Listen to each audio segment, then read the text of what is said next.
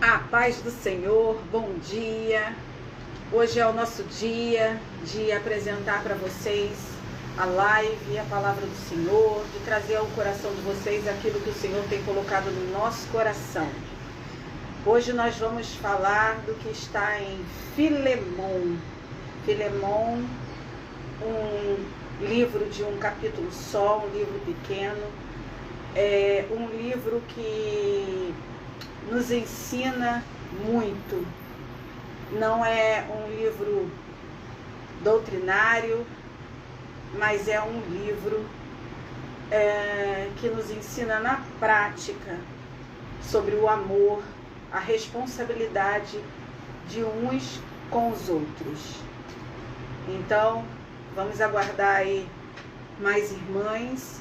Enquanto isso, eu vou colocar um louvor, enquanto as irmãs vão se conectando aí, enquanto nós vamos recebendo mais pessoas.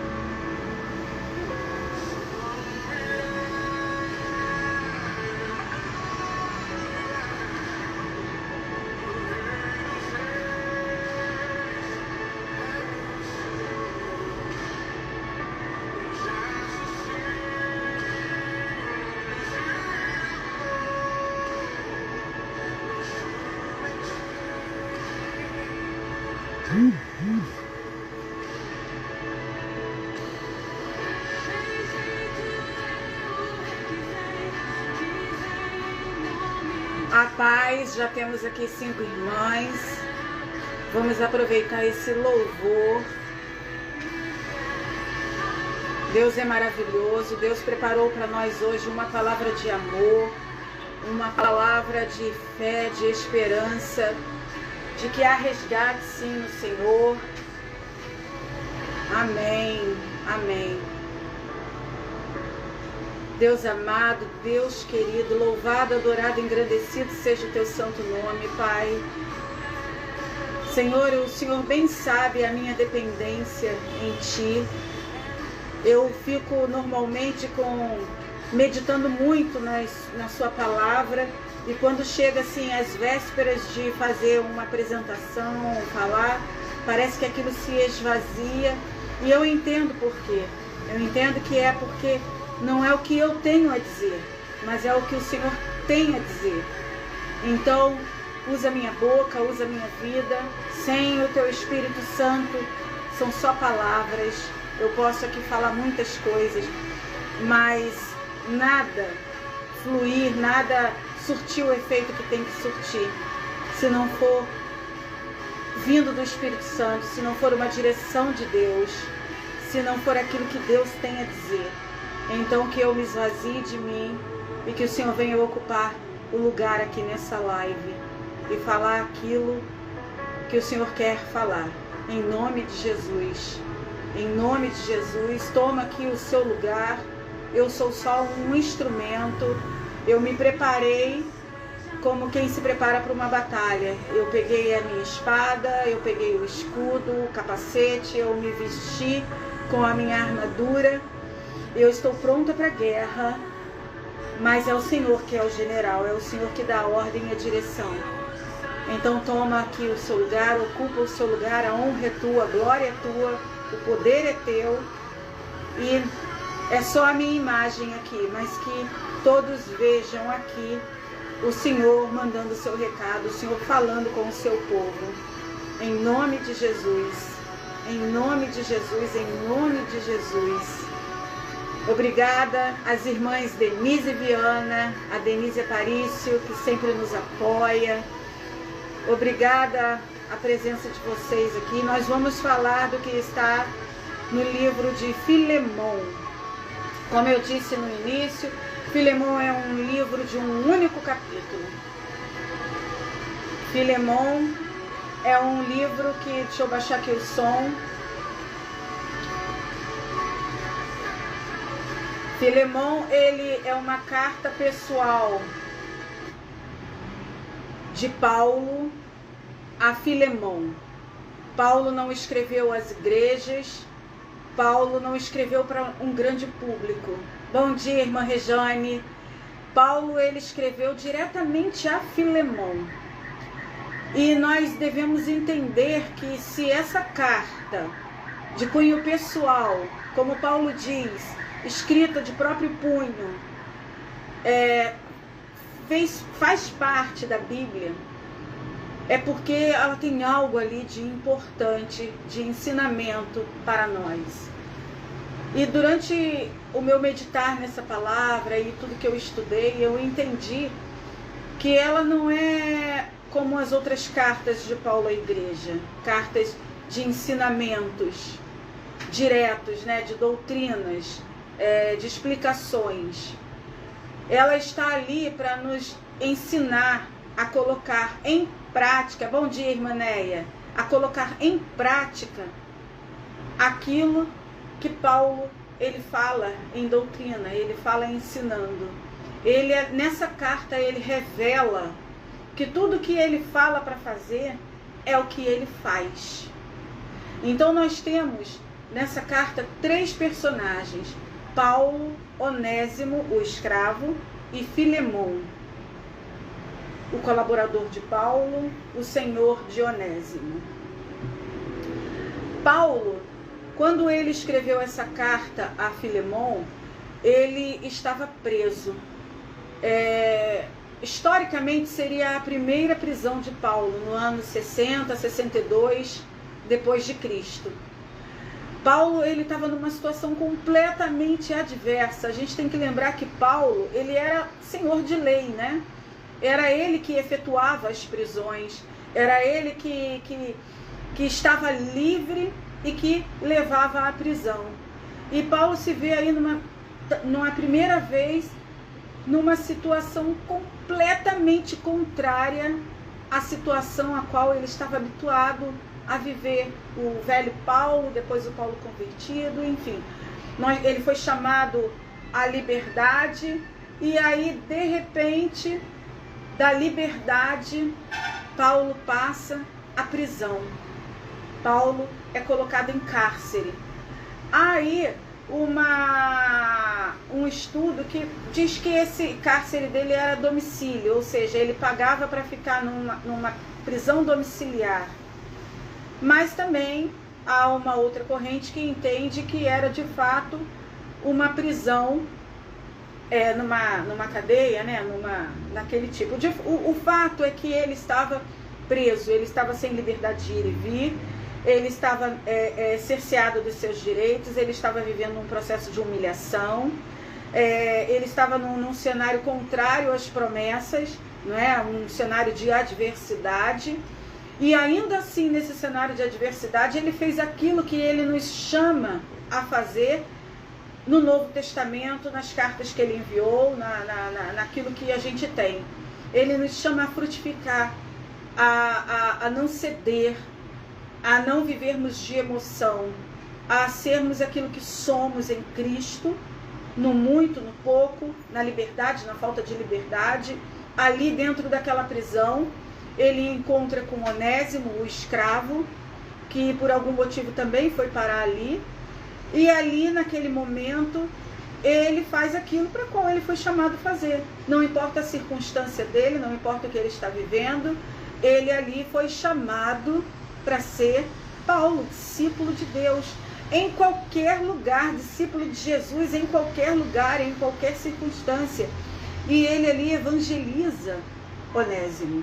Ele ali apresenta Jesus a Onésimo. E quem era Onésimo? Onésimo era um escravo que, segundo o relato da carta de Paulo a Filemão, era um escravo de Filemão. Um homem que saiu causando prejuízo, que saiu da presença de Filemão, e foi para outro lugar e teve esse encontro com Paulo, depois de ter causado um prejuízo a Filemão.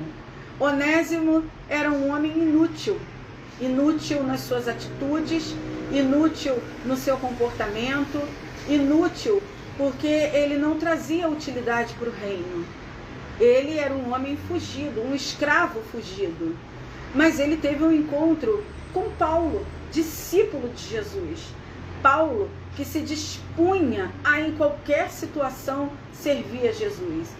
E Paulo nos ensina isso em vários momentos, em vários relatos dele. E é bom quando a gente lê Filemão e a gente vê que Paulo colocava em prática aquilo que ele nos ensinava. Ele, no meio de adversidade, no meio de um problema, no meio de uma prisão, no meio de uma limitação, ele se dispôs a levar o mesmo amor que ele levava quando ele estava em liberdade. Ele praticou a mesma fé que ele praticou, oi Fatinha, meu amor, que ele praticou enquanto estava em liberdade. Ele praticou esse amor também em cativeiro. E ele alcançou a vida de Onésimo. Ele levou a Onésimo a palavra de Jesus, ele levou a Onésimo o resgate, a salvação que há em Jesus Cristo. De maneira que Onésimo, que é o nosso segundo personagem, que tinha uma característica de não ter futuro, um escravo sem utilidade, porque foi um escravo que causou prejuízo, porque foi um escravo que saiu fugido, ou seja, era uma pessoa sem perspectiva nenhuma, porque um escravo naquela época não era nada.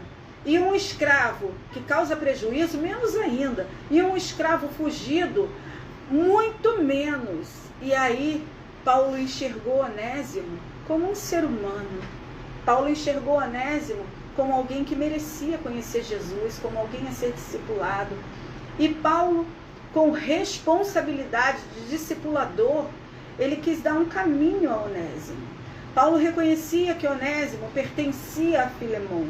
E é por isso que ele escreve a Filemão. Paulo diz o seguinte, que ele queria reter Onésimo com ele, está no versículo 14, ele queria reter Onésimo com ele, mas que ele não reteria Onésimo com ele, porque ele precisava do parecer de Filemão. Então nós começamos hoje, nós trouxemos aqui esse início de live, esse início de conversa, explanando um pouco sobre como se dá a carta de Filemão. E eu vou ler rapidamente para nós esse livro maravilhoso. Ele é muito pequeno, então a leitura é muito rápida. Filemão, capítulo 1, apenas esse capítulo, e nós vamos até o versículo 25. Paulo, prisioneiro de Jesus, e Timóteo, nosso irmão a Filemão, nosso querido e amado cooperador, e a nossa amada Áfia e a Arquipo, nosso companheiro de lutas, e a igreja que está em tua casa, graça a vós e paz da parte de Deus, nosso Pai, e da do Senhor Jesus Cristo.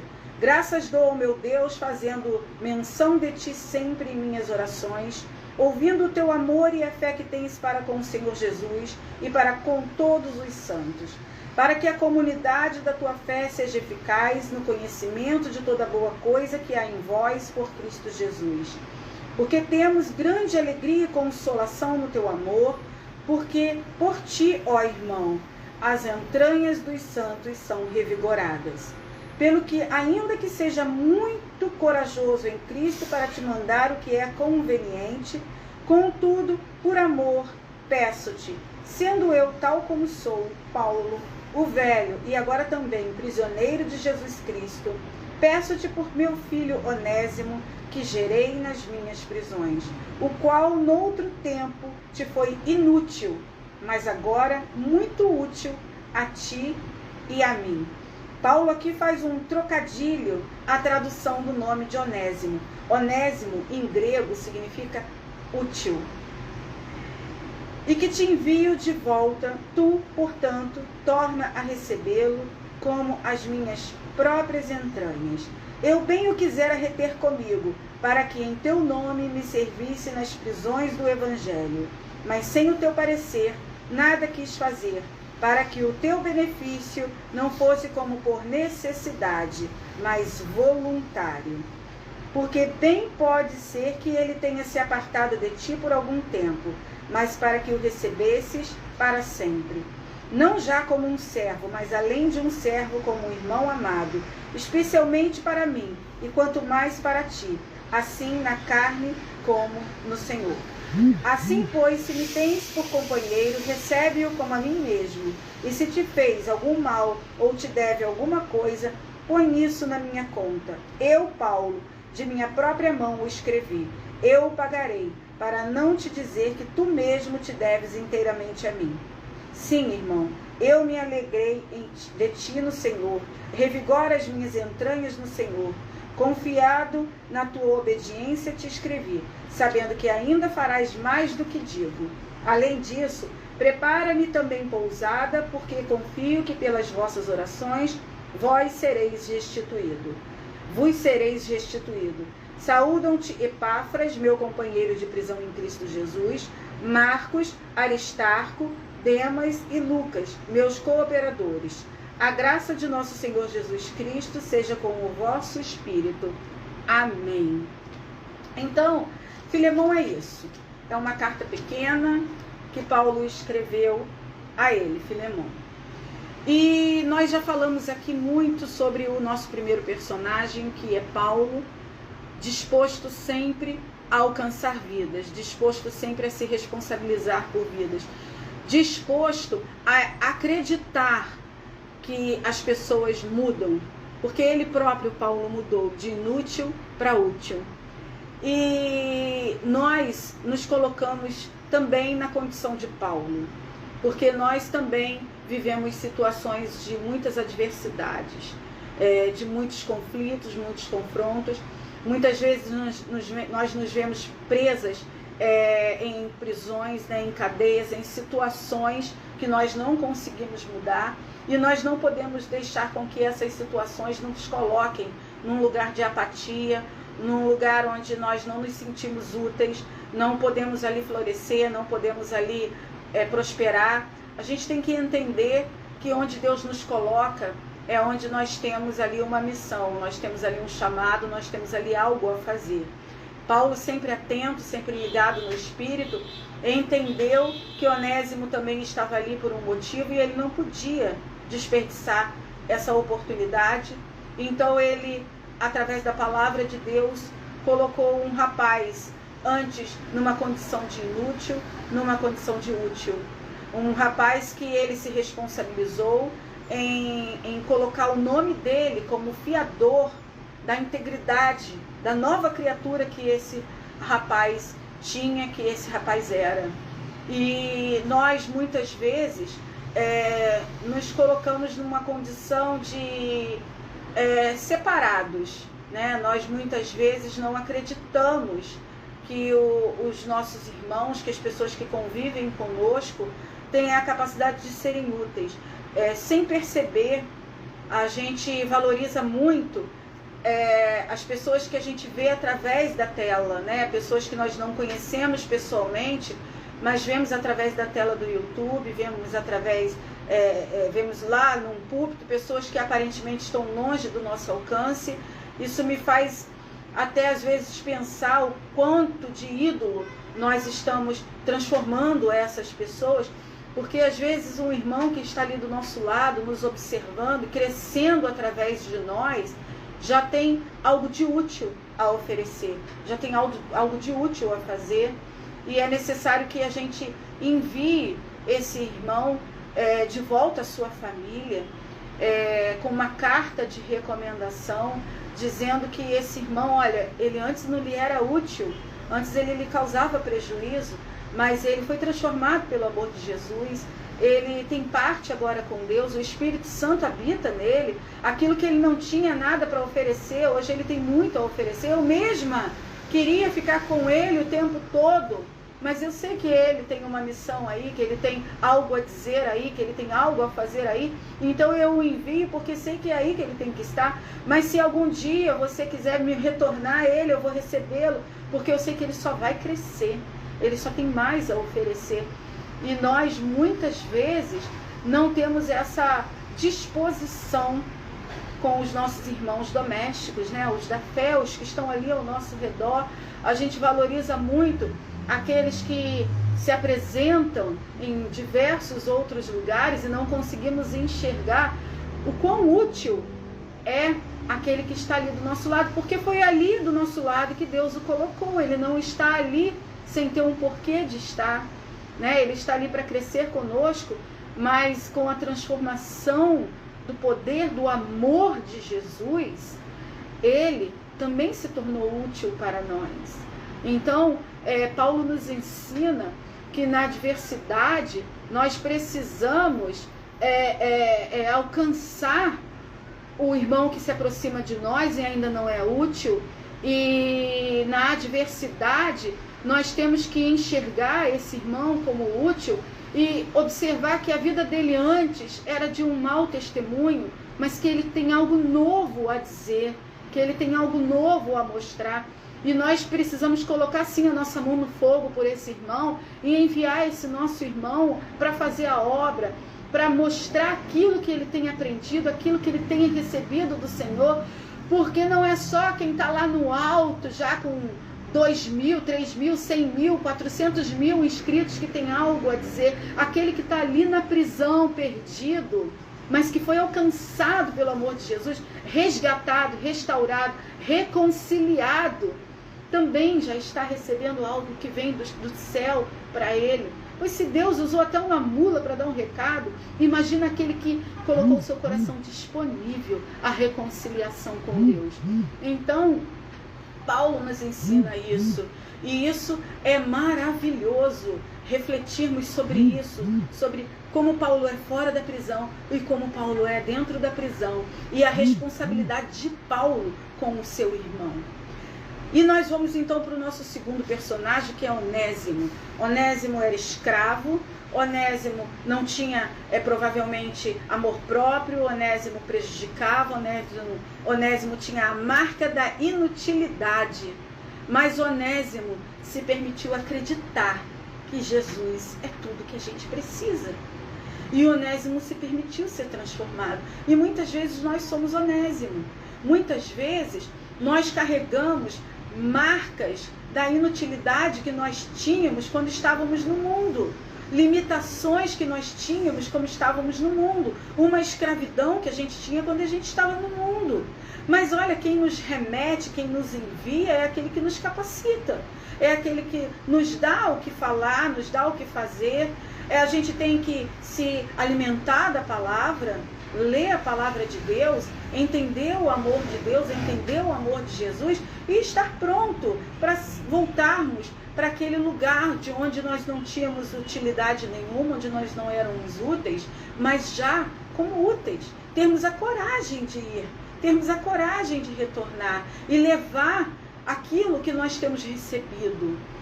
Em nenhuma situação nós podemos nos sentir paralisados, porque fluem rios de águas vivas dentro de nós. O amor de Jesus, ele nos impacta. Quem diz que tem um encontro com Jesus e não é transformado, não teve um encontro com Jesus. Eu anotei uma coisa aqui que eu quero ler. Deixa eu ver se eu acho aqui para a gente não perder muito tempo. Eu anotei aqui o seguinte: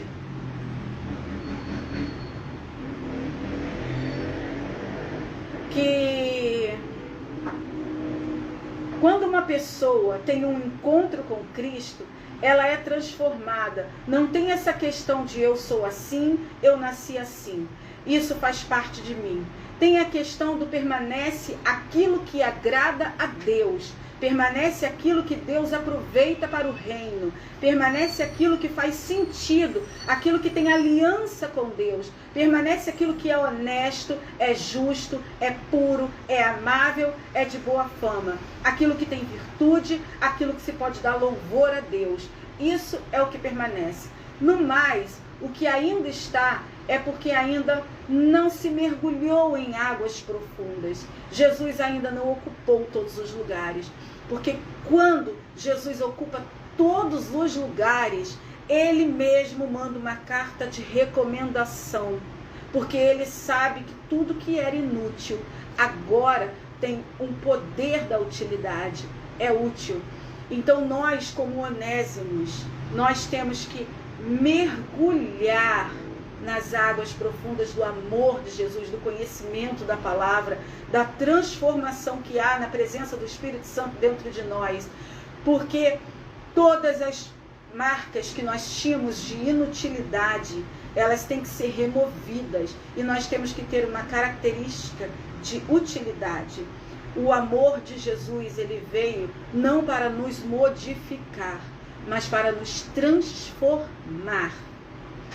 E nós temos, queridas irmãs, uma terceira personagem, Filemão. Nós também somos Filemão. Por quê, queridas? Nós oramos muito por um marido que se foi, por um filho que está perdido, por um pai, por uma mãe, por um amigo, por um membro da igreja. Nós oramos, intercedemos, fazemos propósitos, mas estamos preparados para receber? Bom, Filemão, ele recebia a igreja de Cristo dentro da casa dele. Ele abriu um espaço na casa dele para que a casa dele fosse templo, para que a casa dele fosse igreja.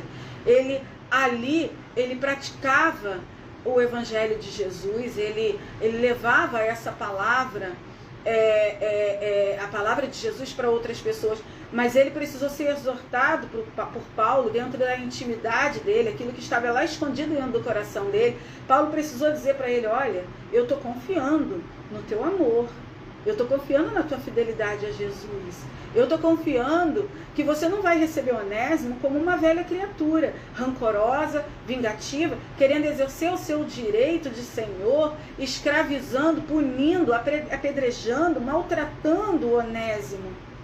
Porque não só Onésimo hoje é uma nova criatura, como você também é. Você está recebendo um irmão em Cristo. Você está recebendo alguém por quem você, ainda que indiretamente, orou. Porque você ora pelas pessoas, você intercede pelas pessoas. Então você está recebendo alguém que foi alcançado pelo amor e pela graça que você tem pregado.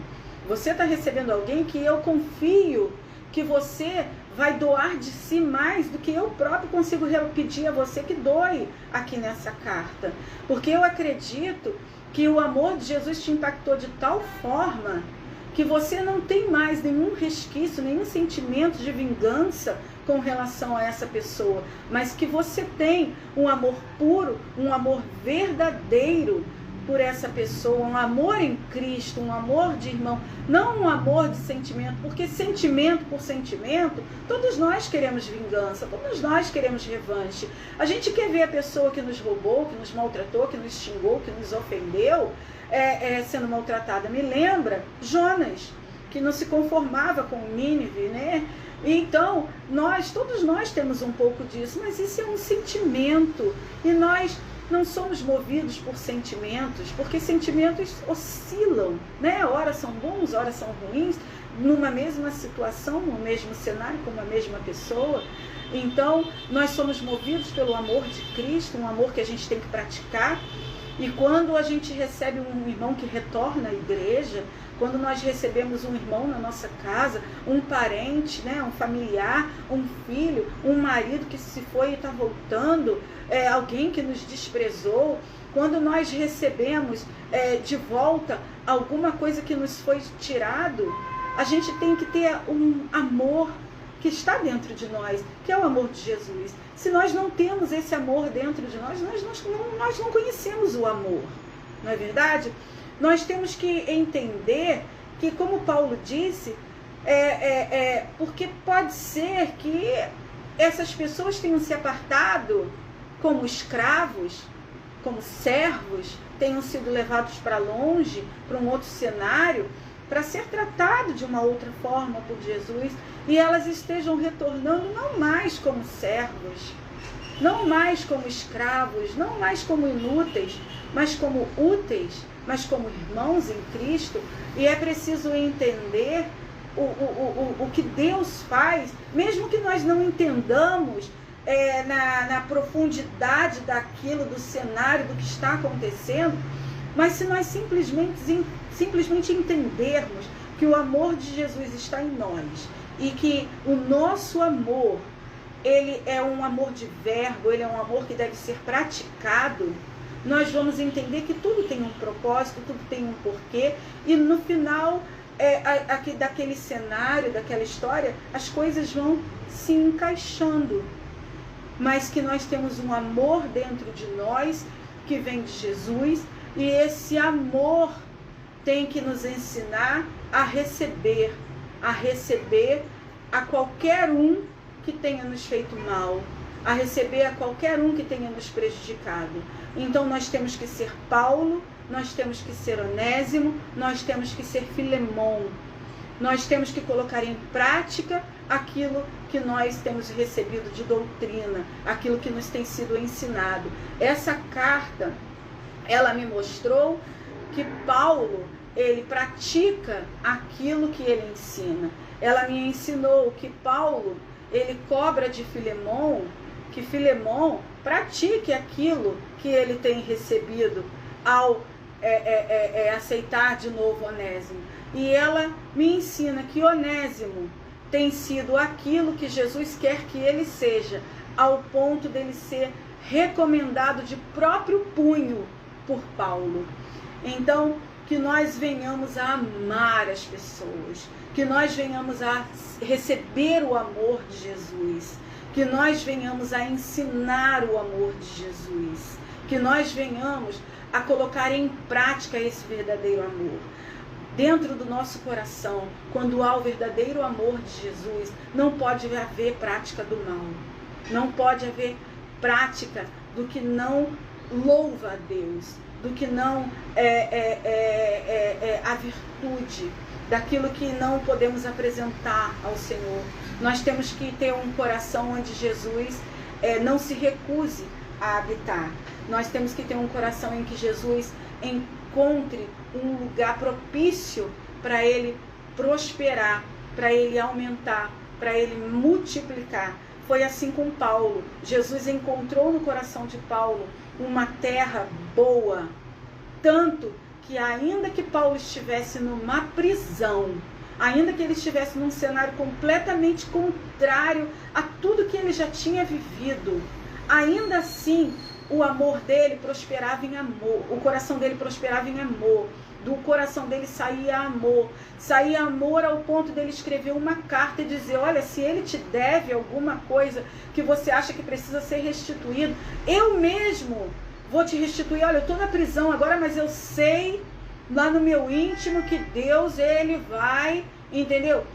Trazer para mim a condição necessária para eu te restituir de qualquer prejuízo que Onésimo tenha te causado. Mas eu faço isso por ele, faço isso por amor, faço isso porque o amor que eu estou recebendo de Jesus é o mesmo amor que eu tenho que transbordar. Então, a nossa mensagem de hoje é essa: que nós venhamos a transbordar em amor como Paulo, em qualquer circunstância, em qualquer situação. Que nós venhamos a transbordar em amor como Onésimo, que nos permitimos ser mudados, ser moldados, ser transformados por Deus. E que nós venhamos a transbordar em amor como Filemon, prontos a receber qualquer pessoa que nos for enviada, seja ela quem foi, mas venhamos a entender que alguém enviado por Jesus, que alguém enviado por Deus, tem algo de útil a nos acrescentar. Então que nós venhamos a entender sobre o amor de Deus, o amor de Jesus. Amados, amemos uns aos outros, pois o amor procede de Deus. Aquele que ama é nascido de Deus e conhece a Deus. Quem não ama não conhece a Deus, porque Deus é amor. Assim, permanecem agora estas três: a fé, a esperança e o amor. E o maior deles, porém, é o amor. Que Deus, Ele nos abençoe, que nós venhamos a meditar sobre Filemon. Eu convido as irmãs a lerem Filemon, a meditarem sobre essa carta, a enxergarem dentro de si o Paulo que está escondido, o Onésimo que está escondido, o Filemon que está escondido, que isso venha a transbordar, que isso venha a sair, que isso venha a frutificar. Todos nós somos úteis. Todos nós somos úteis a partir do momento em que Jesus ocupa o lugar dele nas nossas vidas. Todos nós temos utilidade, todos nós temos algo de útil a fazer, a dizer, a viver, a transbordar. Deus é maravilhoso e eu louvo e adoro.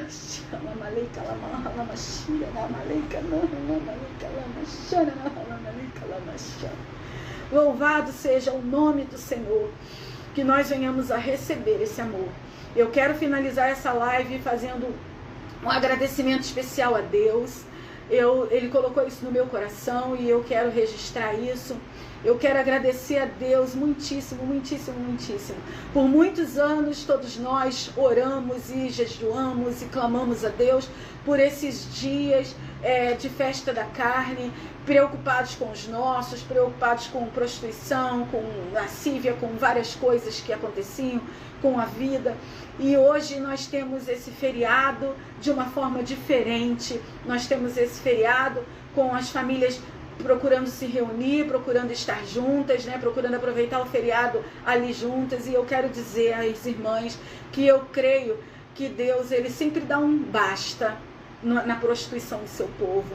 E quando Deus faz isso, Deus resgata o seu povo, Deus une, Deus junta, Deus traz aqueles que estão separados para junto, Deus começa um novo tempo. E eu creio que nós estamos começando a viver esse novo tempo. Esse cenário tem, na minha concepção, da visão que eu tive desse momento, ela tem essa característica de basta, de vou retornar, de vou trazer de volta, de vou unir, de vou juntar, de vamos viver um novo tempo debaixo da minha mão poderosa, debaixo da minha destra fiel. Então eu louvo a Deus, eu dou graças a Deus, eu glorifico ao nome do Senhor, porque esses dias que nós temos aqui pela frente são dias de família, são dias de comunhão, são dias de descanso e de paz. Depois de muitos anos e muitos anos de orações, de clamor ao Senhor, Deus é poderoso, Deus no tempo dele, Deus cumpre. Então, eu não estou falando de pandemia, eu não estou falando de nada, eu não estou falando de suposições ou disso, daquilo, eu estou falando daquilo que nós estamos vendo. E nós estamos vendo que é a festa da carne, aquela que nos preocupava, aquela que nos colocava com medo, aquela que nos colocava orando ali desesperadamente pelos nossos, preocupados com eles, perdidos em vários lugares, enfim. Eu estou agradecendo a Deus por aquilo que nós estamos vendo hoje.